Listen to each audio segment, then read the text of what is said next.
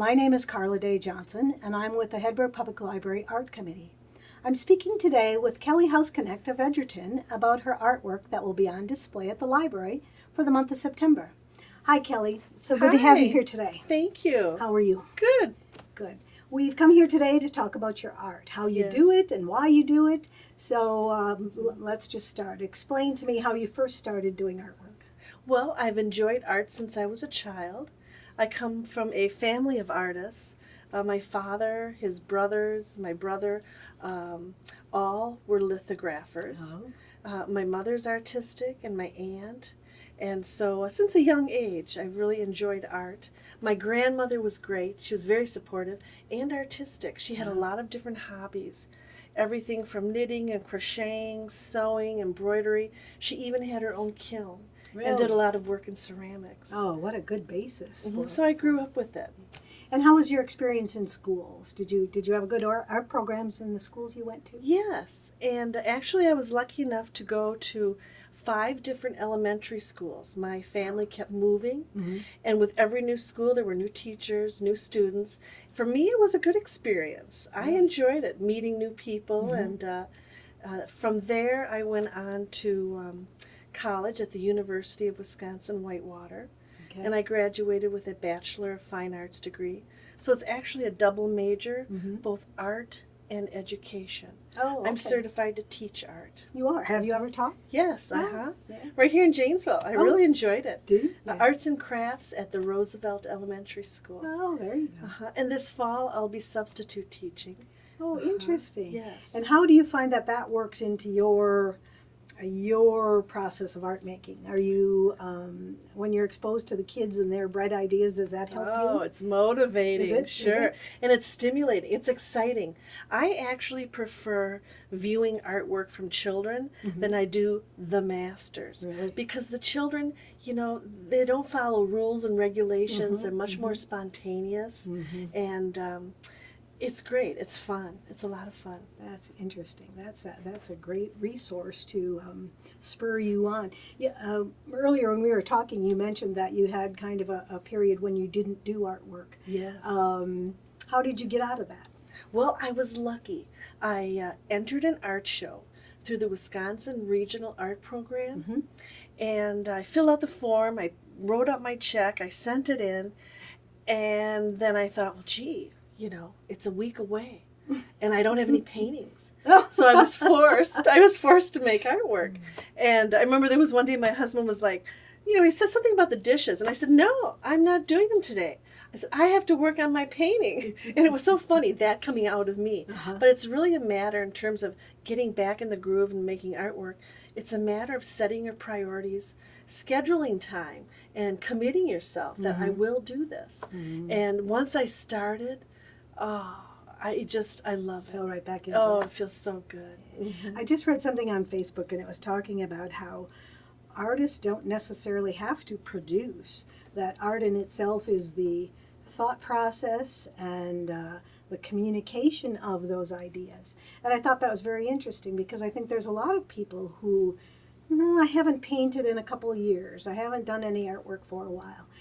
But they still think like an artist, they see like an artist, and it's just hidden in there waiting to come out. Yes, that's a great point. Yeah. And it's so true. I can relate to that.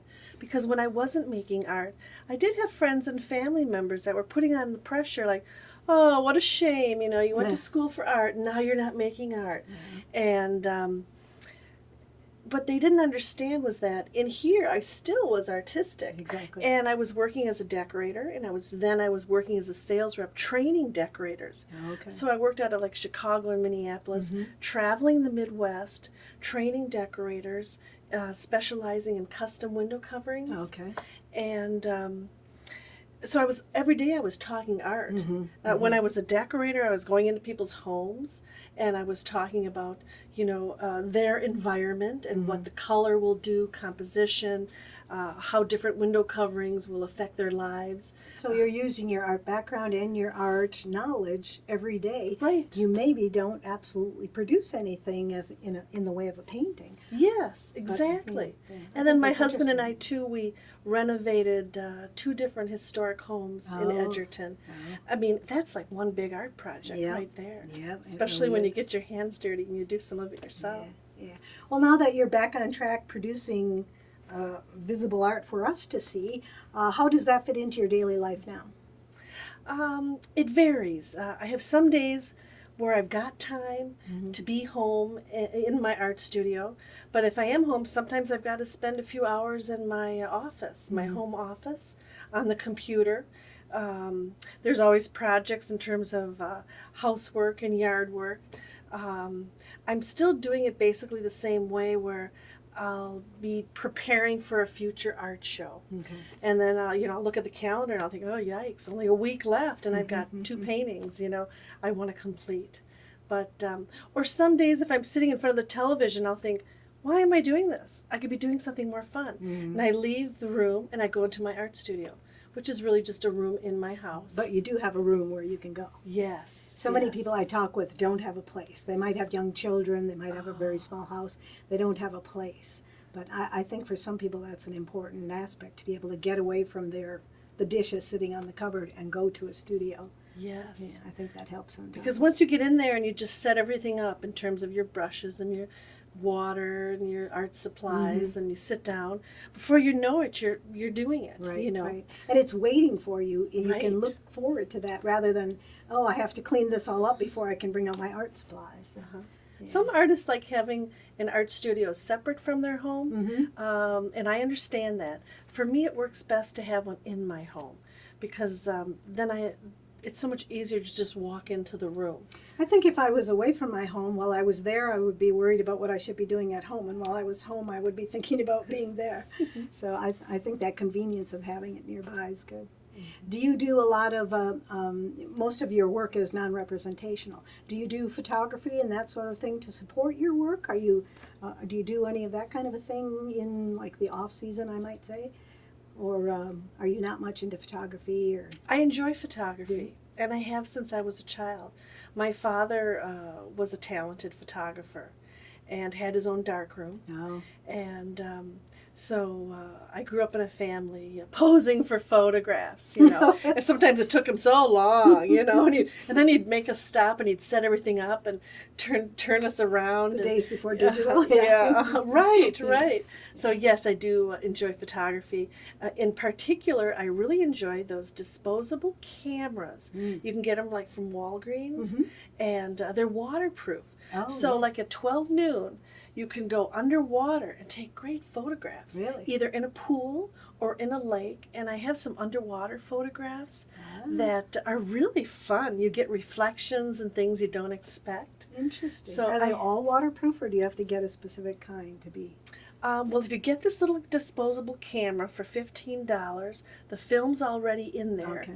It floats. You can push it under the water. Interesting. And you just take, like, say, 36 photographs, and then you bring the whole camera in Okay. and then have them developed. Interesting. Yeah, they have other ones now that are more expensive that some of the kids have, I noticed at the pool. Okay.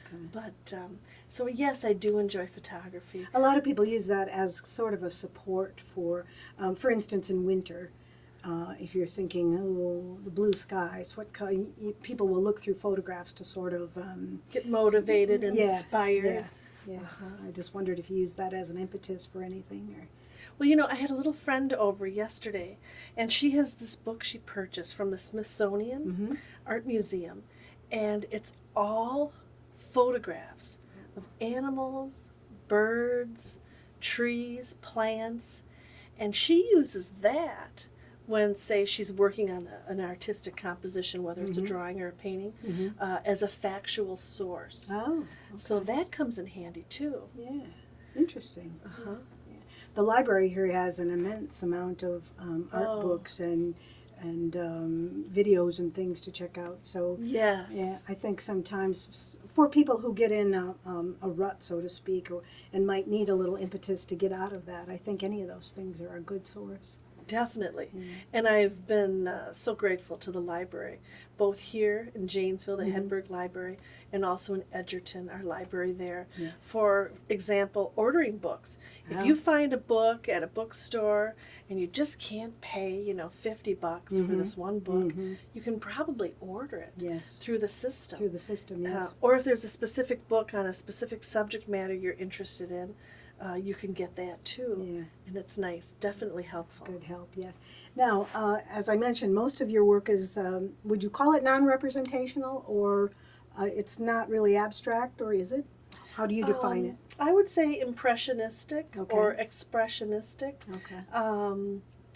It does represent specific images, yet they're generally in motion, and it's not realistic in terms of you look at it and you think, wow, that looks exactly like a cat.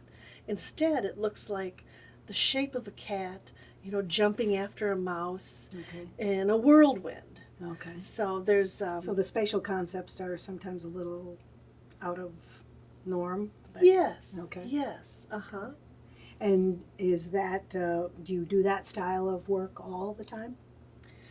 Generally, I do. Okay. If I have someone who hires me to do a commission piece, for instance, I had a couple that wanted me to do a painting of their Holstein cow. Okay. And this was like a pet to them. And they wanted the painting to look like their cow. Okay. Well, I put a lot of time and effort into getting those spots just right.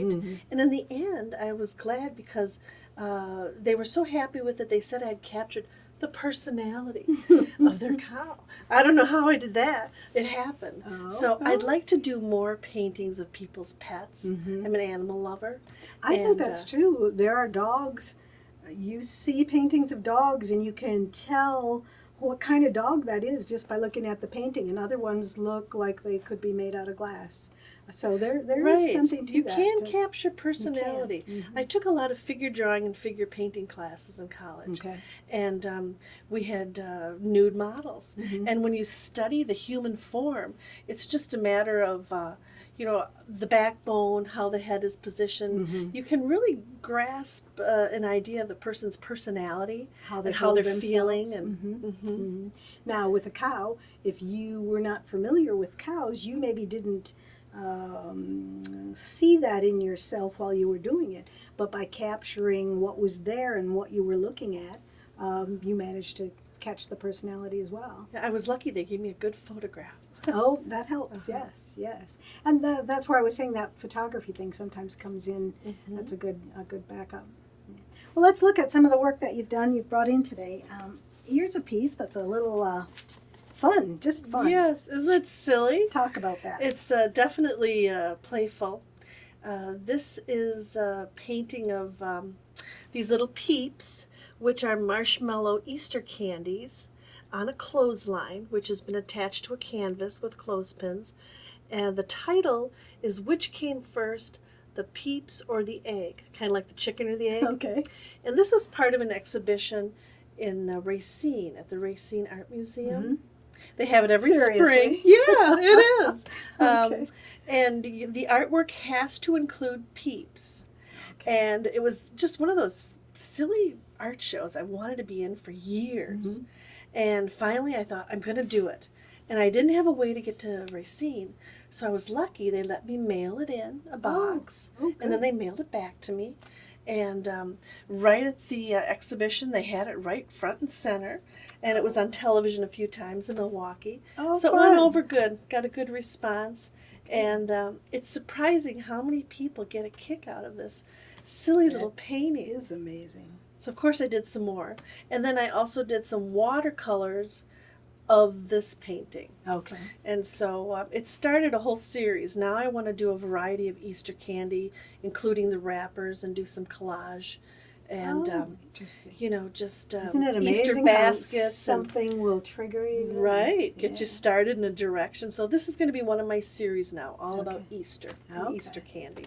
Interesting. I love the colors in it. It's so bright and such fun. All right, let's look here. Talk about this piece. Well, this is something that from a distance you can't tell quite what it is. Mm-hmm. And then when you get closer, if you keep looking at it, first people generally spot the mouse. Okay. And then they see sort of this cat shape. Well, the cat was part Manx, so it had just a little stub tail. Okay. But it's a shape of a cat cut out of a towel and then glued to the paper. Okay. And the title is Vlad's First Mouse. We had a cat named Vladimir. Okay. And it's supposed to be the cat in action, the mouse up in the air. And there's some iridized paint, which is silver to match the silver frame. Okay. I do generally have a lot of vertical lines You like that in my format? artwork Yeah. to create a sense of energy and excitement. And there's a lot of different colors. And that's something I've always really enjoyed to do, a lot of variety in color. I love color and I love the emotional impact. Mm-hmm. I was at a workshop recently, and the artist judge stood up there, and he said, every painting really only needs 2 or 3 colors. And his favorite color is gray. And I thought, wow, this guy and I are so like opposite in terms of artistic philosophy, because I'm just kind of like the more the merrier. I love having a lot of color. And it was interesting. It's interesting how people can be so different and artists can be so different. Everyone has a philosophy, and but I think it's really easy to drown in that kind of a philosophy and not open your mind a little bit. Gray, really. I know. When there's so much to choose from. He didn't show much of his artwork, so I never got a chance to see what it was like, but I'm imagining there was a lot of gray. I prefer to celebrate color and variety. And that's why sometimes I'll sprinkle in a little glitter or, just something unexpected. At the end, I might take my brush with some wet paint and just, splash it on. So when you start a piece, do you have a color scheme in mind? Yes. Okay. So you go with sort of a basic color scheme, but then add whatever. Okay. Okay. Interesting. The texture in this is, do you have that framed with a spacer, or is it just under the glass? It's just under the glass. Okay. But I would like to try that, adding some spacing. Yeah, you can get the dimension of it. It's amazing how good that lays underneath there. Do you do all your own framing? Yes. Okay. Okay.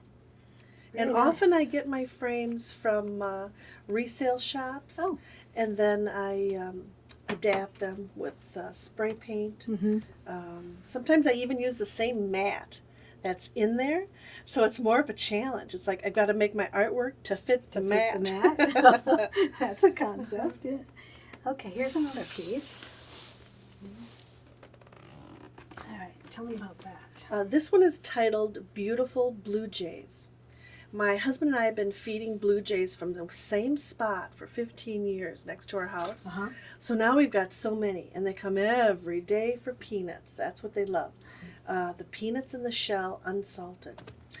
And it's exciting because we'll have as many as 6 of them come one at a time, like dive bombers from the back of our lot to the house. I mean, when they see one of us go out that back door, they're coming for their peanuts, especially in the winter, then they really want those peanuts. Yeah. And I wanted to do a painting not about specifically exactly how a blue jay looks, because they do have different markings, but I wanted it to be about the energy when they're sort of diving and flying and all excited and they're squawking and they're just so thrilled that it's the peanut time of the day. So it sounds to me like movement is a big factor in your artwork. Yes, movement and excitement and emotions and energy and spontaneity. And relaying that feeling in your artwork piece can be a challenge, can't it? It can be, but actually for me it comes natural. Okay, that's your I think forte. for me what would really be a challenge is to say, paint a sleeping cat, Okay. you know, or something that's still. This sort of comes natural. The challenge is doing things that are quiet. I guess because I've got this inner energy, and I Okay. have since I was a child. Okay. It's great art therapy for me to do artwork like this. Okay. Because it just flows. You know, I mean, a painting like that can take me 1 hour. You know, it just happens. Yeah. You know, when I'm in That's the right an interesting- mood. Yeah, that's a good concept. It's kind of like writing in a way. Right. People who have writer's block or artist block, I think sometimes get so hung up on the production of something that they forget that it's all about the process. Yes, The yes. process is what matters. And- Yes, rather than the finished product. Right. It's everything you work through. Now- And I felt that way for years. Yes. However, when you're getting ready for a show like the one here at the library, you do have to have a product in the end. But I think that remembering the process is the important part. I think. Yes. Yeah. So, what do you have planned for the future? What are you going to do with your artistic ability in the future? Well, I've started a variety of different series now, so I'm going to continue with those. Okay. And I'd like to teach art classes and also individually. I'm thinking I would like to do paintings of people's pets Okay. and actually get them involved. I've done paintings of my own pets where I lay the paper down on the floor, the pet lays on the floor, and we trace them, and they sort of play with the pencil as you're tracing them, Okay. so you can get them in motion, and then you turn the drawing into a painting. Interesting. Or you could even just do something more realistic, Uh-huh. too, and work from a photograph. But then I'd like to incorporate the owner, get them involved with the painting. So I'd like to do some of that, like to teach some art Interesting. classes, and I'll be substitute teaching this fall. In Janesville? Janesville, Edgerton, and also Milton. Okay. So hopefully I'll be substitute teaching not only classroom, but also some art classes, Oh, which is good. my specialty. Good. Do you have any other upcoming shows that you're going to be displaying your artwork at? Yes, I do. I have one coming up in November. It's a solo show, just like the one I'm having here at the Hedberg Library. Okay. So it'll be my artwork for the month of November at the Jones Gallery. Okay. Interesting. And how many times a year would you say that you display your artwork? How many shows do you get into in a year? Probably about a dozen. That keeps you busy. Yes. Sometimes I'll have my artwork at 3 different shows at the same time. Wow. And so then it's a matter of, which ones do I want to put where. And So you keep a stock of paintings on hand? Yes. Yeah. And though, I've always got to be making more art because most shows, they want you to have only recent work that you've done within 2 years. Oh, okay. So some of my paintings, like right now, I'm going to have to stop showing them. Oh, So I need to replenish the supply. all right. Well, that's an interesting concept because sometimes we value some of those first pieces that we've done and you kind of don't want to let go of that. How do you deal with that concept? Well, I hang on to them. Sometimes I hang them in the house or I give them to friends. And if, say, it's an expensive frame that I'd like to use again, I take the artwork out, I save it, and then I put a new painting in the same frame. Okay. Like most artists, you probably have a closet full of work that you could go to at any moment. Yes. Yeah. And there's an interesting show that I want to become a part of, which is in Whitewater at the Armory, where they give each artist a table and a chair, and you bring your artwork that's not in frames, and you sell everything inexpensive, like say $25, $50, and it's a way of getting rid of some of your artwork. Oh. Then also I want to enter through the Humane Society. They have an auction where you donate your artwork and Okay. they auction it off, and then the money goes towards the Humane Society. Oh, interesting. So I want to start donating more of my artwork to different causes. And That's since a I'm an great- animal yeah. lover, I thought the Humane Well, and you Society have an is animal one. theme in a lot of your work, so that Right. would be perfect. Yes, yes. Well, that sounds like a good opportunity. So for I'll you. definitely be donating more of it. What doesn't sell is going to have to go because There's more to be made. that's right. Yes, definitely. Well, it has been a pleasure talking with you today. I so look forward to seeing your artwork at the library for the month of September.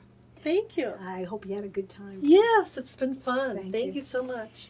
Join us for the month of September to see Kelly Hausknecht's artwork displayed at the library. We look forward to seeing you. Thank you.